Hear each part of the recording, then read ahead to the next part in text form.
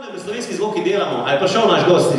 Je prišel, bila je problem, je zima na Mađarskem, so hudi problemi. Salamarsko društvo iz Sevnice nam je poslalo enega čudovitega njihove člana, ki so se povezali v Sevnici na Salamijadi in prihaja iz Mađarske. Ištvan Avinetu.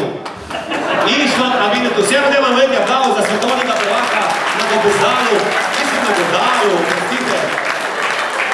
Vsem Ištvan Avinetu. A se bomo kje oglasili?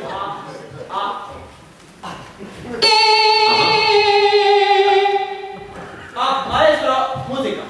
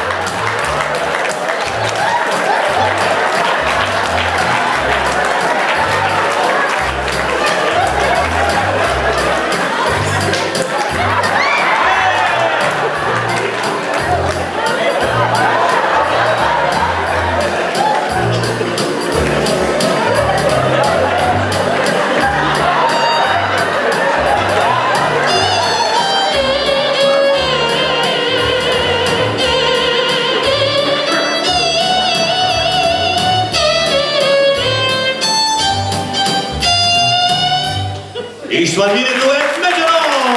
Svetovni prvak na Gobezalu! Ne, na Gobezalu! Jedeš peče, sereš peče!